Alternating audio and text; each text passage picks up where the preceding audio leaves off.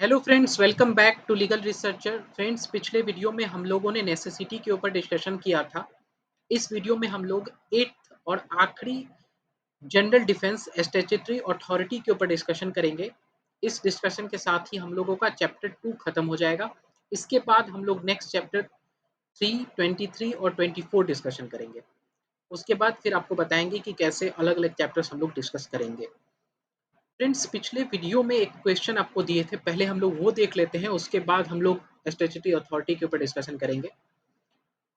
पिछले वीडियो का ये क्वेश्चन दिए थे फ्रेंड्स, इसमें क्या था कि डिफेंडेंट्स जो थे वो कैंपेनर थे, जो जेनेटिकली मॉडिफाइड क्रॉप्स होते हैं उनके खिलाफ कैंपेन कर रहे थे, और वो क्लेमेंट के लैंड में ट्रेसपासर के रूप में प्रवेश कर जाते हैं। वो कैंपेनर्स जो होते हैं और उनके क्रॉप्स को, क्लेमेंट के क्रॉप्स को डिस्ट्रॉय कर देते हैं। बाद में डिफेंडेंट ये आर्ग्यू करते हैं कि उनका जो ट्रेसपास जो उन्होंने किया या जो उनका एक्शन था वो पब्लिक अटेंशन को ड्रॉ करने के लिए था, क्योंकि जेनेटिकली मॉडिफाइड क्रॉप से जेन्युइन डेंजर है पब्लिक एट लार्ज के लिए। तो आपको ये केस डिसाइड करना था कि क्या डिफेंडेंट इसमें लायबल होगा कि नहीं।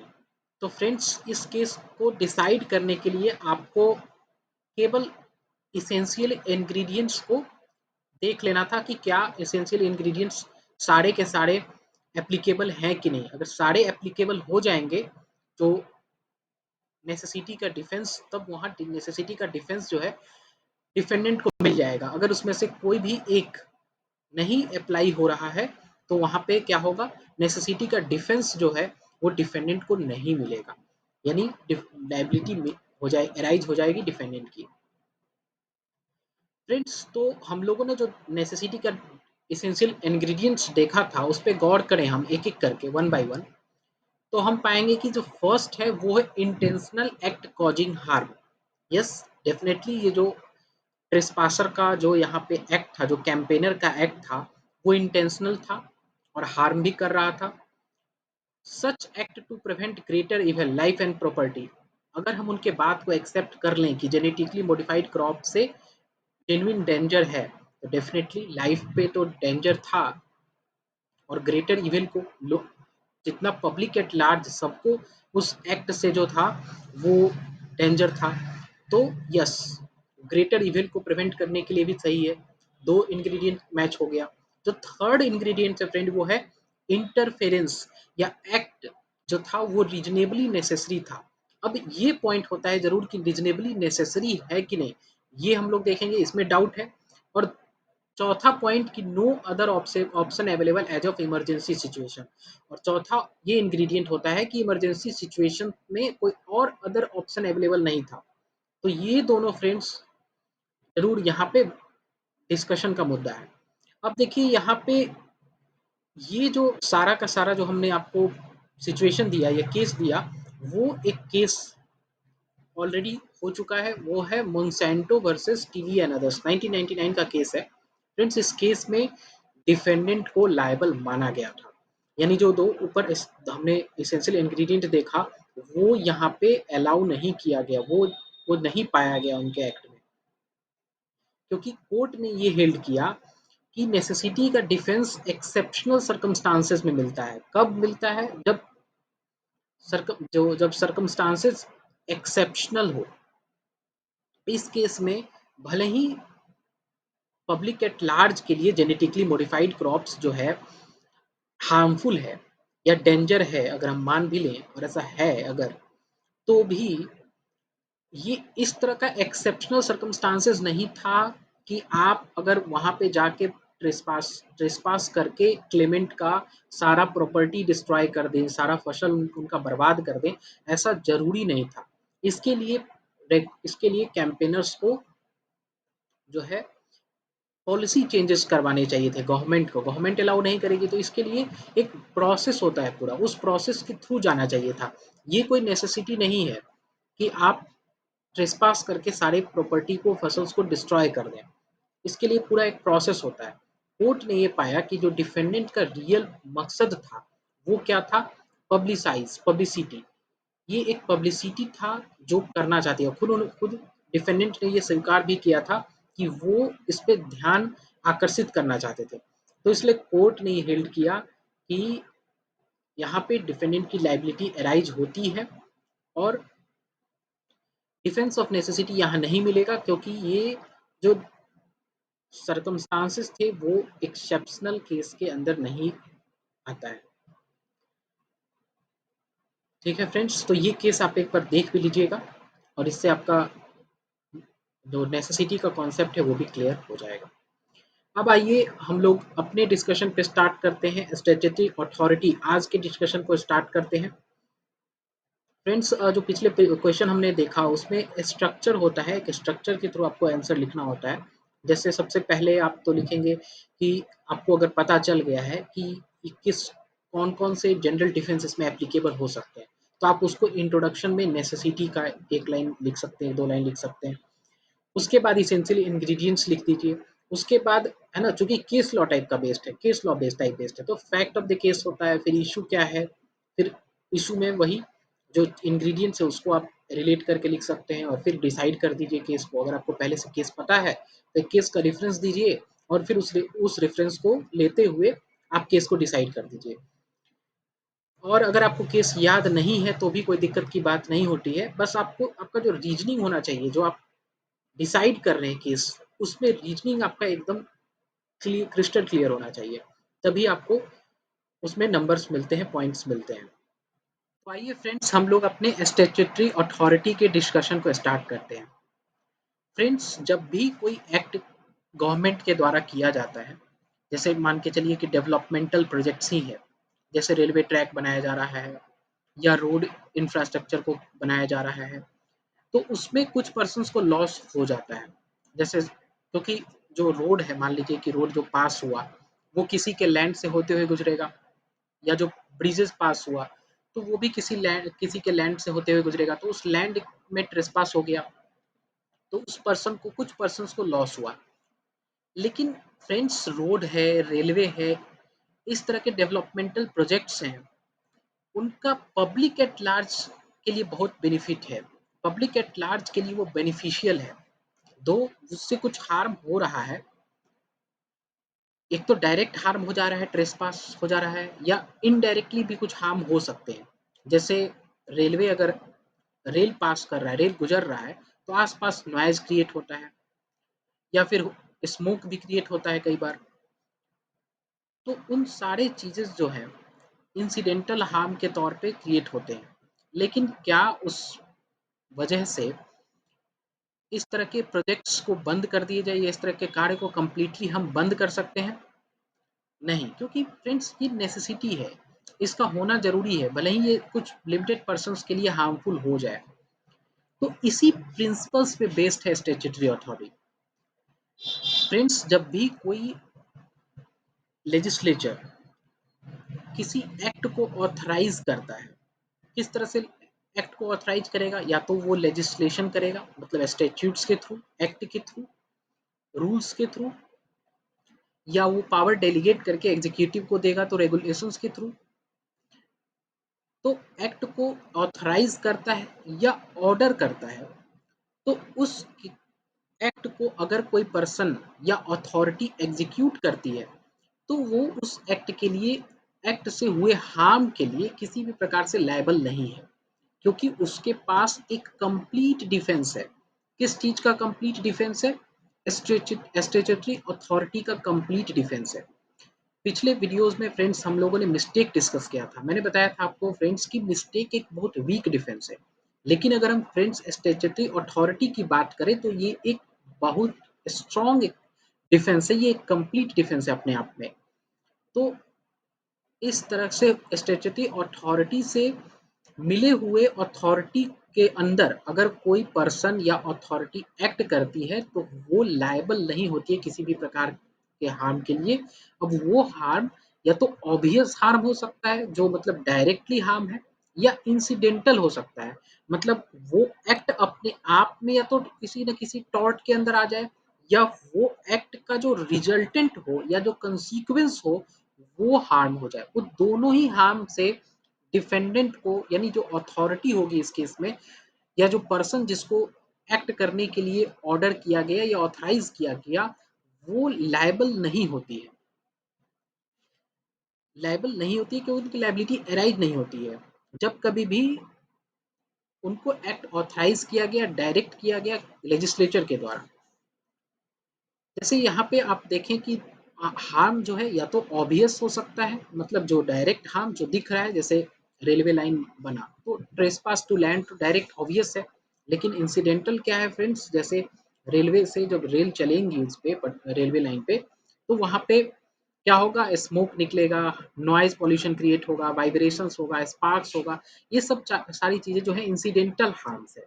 ये सारी चीजें वहाँ पे as a resultant of development वो वहाँ पे रेलवे के डेवलपमेंट की वजह से वहाँ पे ये सब सारी चीजें इंसिडेंटल है। तो इन दोनों प्रकार के हार्म के लिए, चाहे वो इंसिडेंटल हार्म हो या फिर ऑब्वियस हार्म हो, उसके लिए पर्सन्स या अथॉरिटी की लायबिलिटी अराइज नहीं होती है स्टैट्यूटरी अथॉरिटी के केस में। फ्रेंड्स अब जैसे देखिए पटना में मेट्रो का निर्माण हो रहा है, तो वहाँ पे क्या होगा, कई सारा लैंड को एक्वायर किया गया होगा। अगर कोई बिल्डिंग या कोई प्रॉपर्टी जो है इस प्रोजेक्ट्स में इंटरफेरेंस कर रही होगी तो उसको भी डिस्ट्रॉय किया गया होगा या उसको भी हटाया गया होगा। इसके बदले में गवर्नमेंट कई बार कंपनसेशन प्रोवाइड करती है, यहाँ भी किया गया होगा। या फिर कई बार सरकार जो गवर्नमेंट्स होती हैं वो जॉब्स भी प्रोवाइड करती हैं।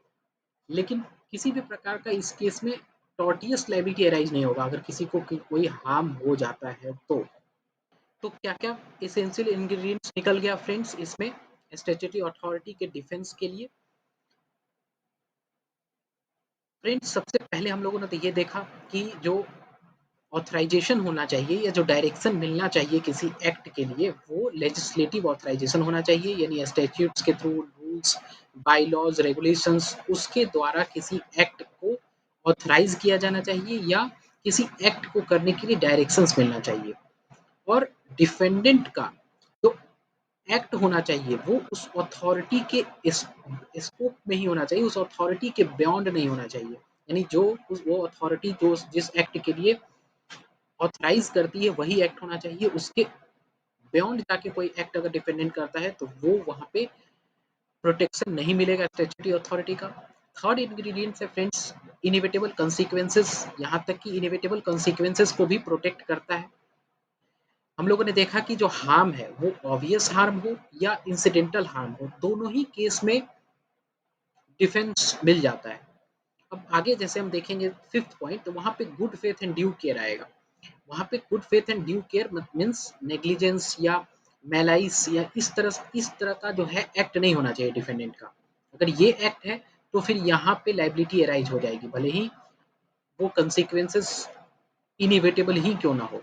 क्योंकि अगर वैसा कंसिक्वेंसेस है जो आप पहले से अपने ड्यू केयर से या अगर आपने गुड फेथ में काम किया होता तो आप उस एक्ट को, उस कंसिक्वेंस को रोक सकते थे, तो वो उसके लिए लायबिलिटी अराइज हो जाएगी फ्रेंड्स।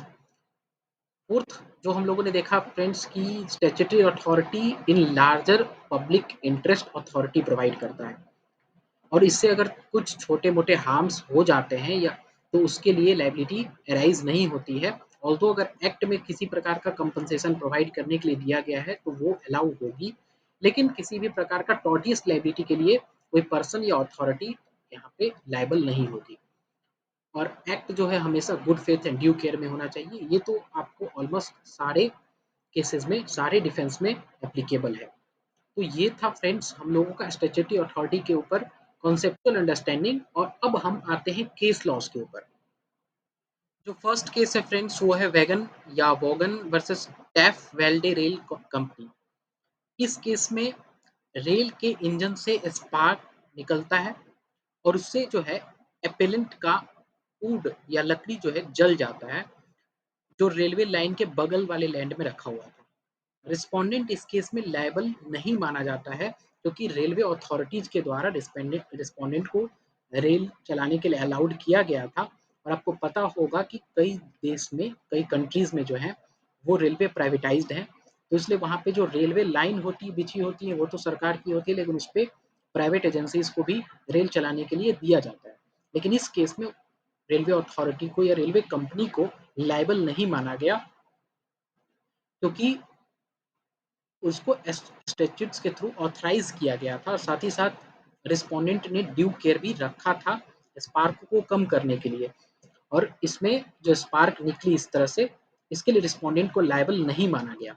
लेकिन फ्रेंड्स एक और केस है, उसको भी देख लीजिए, सेम सिचुएशन सेम, लेकिन वहां लायबिलिटी अराइज हो जाएगी और अंतर सिर्फ नेग्लिजेंस का होगा, अंतर सिर्फ नेग्लिजेंस का होगा। जो सेकंड केस है फ्रेंड्स, यहाँ पे देख लीजिए, Smith versus London and south western railway company. इस केस में क्या होता है कि रेलवे कंपनी ने रेलवे लाइन के आसपास कुछ सूखा जो है घास होता है, और कुछ जिसको हम लोग हेज बोलते हैं या भुस्सा बोलिए, वो होता है, उसको वहाँ पे वो ट्रिम नहीं करती है या रिमूव नहीं करती है।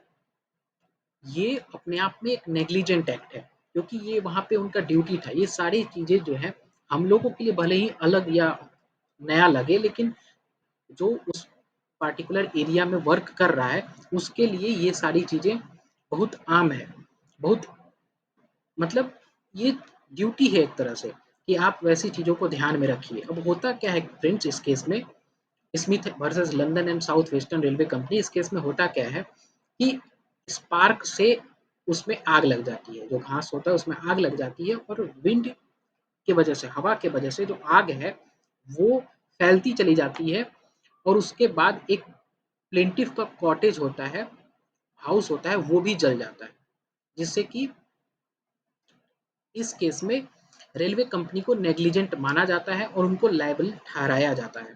तो फ्रेंड्स दोनों केस में अंतर कितना सिंपल था, कितना मतलब कितना सारे चीजें सेम है, सारे फैक्ट सेम है, लेकिन बस ड्यू केयर नहीं था इस केस में, और इसी वजह से जो है फायर जो है आगे फैलता चला गया। भले ही यहाँ विंड था, विंड को आप बोलिएगा कि विंड तो, लेकिन विंड के होने की वजह से नहीं, बात था कि वो ड्यूटी जो था वो था कि वहाँ पे जो ग्रास है या हेजेज है रेलवे लाइन के अगल बगल, उसको हटा दिया जाए, क्योंकि रेलवे से रेल के चलने से स्पार्क्स निकलना एक आम बात है।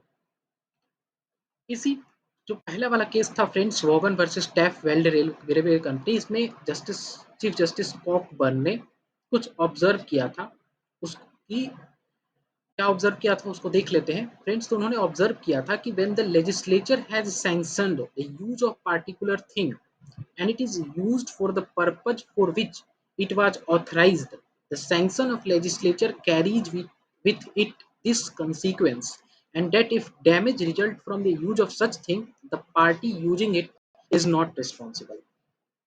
ये सब लाइन कई बार बहुत इंपॉर्टेंट होता है, बहुत अच्छा इम्पैक्ट डालता है आपके आंसर में। तो यहाँ पे क्या चीफ जस्टिस ने ऑब्जर्व किया, कॉकबर्न ने, उन्होंने ऑब्जर्व किया कि अगर लेजिस्लेचर ने किसी वस्तु का या किसी थीम के यूज को अलाउ किया है, तो ये जो अलाउंस है या जो सैंक्शन है ये उसके कंसीक्वेंस के लिए भी है। मतलब कि अगर मतलब कि डैमेज कॉज्ड होता है उस वस्तु के यूज से, तो पार्टी जो उस वस्तु को यूज कर रही है वो लायबल नहीं होगी। ये जस्टिस चीफ जस्टिस कॉकबर्न ने wagon versus Taff Vale rail company के केस में हेल्ड किया, ऑब्जर्व किया। इसी तरह से फ्रेंड्स जो नेक्स्ट केस है वह hammer Smith rail company versus brand. इस केस में क्या होता है कि प्लेंटिफ का प्रॉपर्टी जो है वो डैमेज हो रहा होता है। जब भी रेल के आसपास का एरिया जो होता है, जहाँ रेलवे पार करती है उसके आसपास का एरिया जो होता है, प्रॉपर्टी जो होता है, वो चूंकि हमेशा कंपन होता है, एक क्वैक सा जो है ना, वो हमेशा रेलवे चलने से थोड़ा सा होता है। जो आसपास अगर आप कभी रहे होंगे तो अनुभव किए होंगे। तो इससे क्या होता है, प्रॉपर्टी का वैल्यूएशन भी कम होने लगता है, मतलब प्रॉपर्टी डेप्रिसिएट्स करने लगता है, बार बार कंपन होने से प्रॉपर्टी जो है डैमेज होने लगती है। तो प्लेंटिफ का प्रॉपर्टी जो है इसमें डैमेज हो रहा होता है, लेकिन डिफेंडेंट को यानी रेलवे कंपनी को इसके लिए लायबल नहीं माना गया था, क्योंकि ये इंसिडेंटल हार्म था। रेलवे जब चलेंगे, रेल चलेंगी, रेल लाइन पे, तो ये सब चीज़ें बहुत आम है, नॉइज, वाइब्रेशन, स्मोक, ये चीज़ें आम है, इसलिए इसको ये इंसिडेंटल हार्म है, ये इसके लिए यहाँ पे प्रिवेंशन दिया गया था, लाइबिलिटी अराइज नहीं हुई थी डिफेंडेंट के लिए। जो फ्रेंड्स इसके बाद एक और केस है, एक और पॉइंट है, नेक्स्ट पॉइंट इसको भी समझ लेते हैं। ये पॉइंट है एब्सोल्यूट एंड कंडीशनल अथॉरिटी। तो फ्रेंड्स देखिए, जब भी अथॉरिटी दी जाती है तो स्टैट्यूट्स के द्वारा अथॉरिटी या तो एब्सोल्यूटली दे दी जाती है या कंडीशनल देती है। एब्सोल्यूटली जब देगी तो कंप्लीटली अथॉरिटी होगी। कंडीशनल के केस में जो अथॉरिटी दी जाएंगी वो उसमें टर्म्स एंड कंडीशंस अप्लाई होगा, उसमें कुछ रिस्ट्रिक्शंस हो सकते हैं। जैसे यदि एब्सोल्यूट अथॉरिटी दी जाती है तो एक्ट के द्वारा अगर किसी प्रकार का न्यूसेंस या अदर हार्म होता है तो उसके लिए पार्टी की लायबिलिटी अराइज नहीं होती है। उसके लिए पार्टी की लायबिलिटी अराइज नहीं होती क्योंकि उसको एब्सोल्यूट अथॉरिटी प्रोवाइड किया गया था। लेकिन अगर कंडीशनल अथॉरिटी दी गई है तो उस केस में पहले से कंडीशंस लगाई हुई होती है या इम्प्लाइडली ऐसा होता है, यानी इम्प्लाइड कंडीशंस होते हैं। कई बार रिटन कंसेंट या एक्सप्रेस्ड होगी, कई बार इम्प्लाइडली होगा कंडीशंस। तो उस केस में अगर न्यूसेंस या कोई अदर हार्म होता है तो उस केस में जो है पार्टी की लायबिलिटी अराइज हो जाती है। जो उस वस्तु को यूज कर रहा है उसकी लायबिलिटी अराइज हो जाती है। उससे ये उम्मीद की जाती है कि वो नेसेसरी और ड्यू केयर जो है के साथ वो एक्ट करेगा ताकि किसी प्रकार का हार्म न हो। जैसे फ्रेंड्स, वैसे तो रिलेटेड नहीं है लेकिन जैसे ड्राइविंग लाइसेंस हम लोगों को मिलता है तो क्या ये लाइसेंस हम लोगों को एब्सोल्यूट कंडीशंस पे मिल जाता है? सारी चीजें एब्सोल्युटली मिलती है? नहीं, कंडीशनल होता है वो। तो इसी तरह से कुछ स्टैट्यूट्स जो है, स्टैट्यूट में कुछ लॉज के थ्रू जो एक्ट बनते हैं उसमें कुछ में एब्सोल्युटली लायबिलिटी नहीं, एब्सोल्युटली अथॉरिटी मिलती है यानी लायबिलिटी उसमें नहीं होगा, लेकिन कुछ में कंडीशनल अथॉरिटी मिलती है और उसमें लायबिलिटी अराइज हो सकती है अगर ड्यू केयर के साथ वर्क नहीं किया गया या नेग्लिजेंटली वर्क किया गया। तो एक केस है फ्रेंड्स इस पे, मेट्रोपॉलिटन एशाइलम डिस्ट्रिक्ट वर्सेस हिल। इस केस में होता क्या है कि एपेलेंट एक हॉस्पिटल अथॉरिटी होता है, उसको एम्पावर्ड किया जाता है कि स्मॉल पॉक्स का हॉस्पिटल वो बनवा सकता है। तो एपेलेंट ने स्मॉल पॉक्स हॉस्पिटल को रेसिडेंशियल एरिया में बनवा दिया। अब बताइए, रेसिडेंशियल एरिया में अगर स्मॉल पॉक्स का हॉस्पिटल बनेगा तो उससे वहाँ पे मौजूद जो उस एरिया में रेसिडेंट्स हैं उनमें के बीच फैलने का संभावना ज़्यादा है और फैल सकती है। तो इस केस में जो न्यूसेंस हुआ उसके लिए हॉस्पिटल अथॉरिटी को लायबल माना गया और स्टैट्यूटरी अथॉरिटी का डिफेंस उनको नहीं मिला क्योंकि इस केस में जो अथॉरिटी थी वो कंडीशनल थी और इसलिए उनकी लायबिलिटी अराइज हो गई। अगर एब्सोल्यूट होती तो लायबिलिटी अराइज नहीं होती, लेकिन यहाँ पे इम्प्लाइडली भी ऐसा दिख रहा है कि रेसिडेंशियल एरिया में उस तरह के हॉस्पिटल्स नहीं बनाए जा सकते या उस तरह का व्यवस्था नहीं किया जा सकता जो कि इजिली फैल सकता है। तो इसलिए इस केस में हॉस्पिटल अथॉरिटी को लायबल ठहराया गया।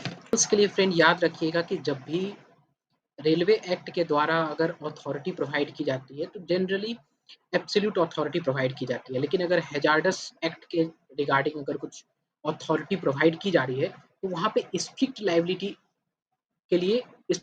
इम्पोज की जाती है गवर्नमेंट्स के द्वारा। इसलिए इसका मतलब क्या हुआ, जब ये स्ट्रिक्ट लायबिलिटी इम्पोज किया गया अदर पार्टी के ऊपर तो इसका मतलब अथॉरिटी क्या हो गया, कंडीशनल हो गया। तो ये याद रखिएगा, रेलवे एक्ट में एब्सोल्यूट अथॉरिटी जनरली प्रोवाइड कर दी जाती है, लेकिन अगर हम देखें हैजार्डस सब्सटेंस से रिलेटेड एक्ट के लिए तो उसमें कंडीशनल अथॉरिटी प्रोवाइड की जाती है क्योंकि स्ट्रिक्ट लायबिलिटी इम्पोज की जाती है दूसरे पार्टी के ऊपर। तो ये था फ्रेंड्स आज का हमारा डिस्कशन स्टैट्यूटरी अथॉरिटी के ऊपर। चैप्टर 2 हमारा आज इसी के साथ समाप्त हो गया। नेक्स्ट वीडियोस में हम लोग चैप्टर 3, 23 और 24 देखेंगे। हो सकता है कि पहले मैं 23 पे बना दूं या 3 पे भी देखते हैं, उसके आगे हम लोग फिर डिस्कस करेंगे। और 2 चैप्टर हम लोग का कंप्लीट हुआ है तो इस पे हम लोग कुछ एमसीक्यूज भी सॉल्व करेंगे। तो मिलते हैं आपसे नए वीडियो में, तब तक के लिए गुड बाय।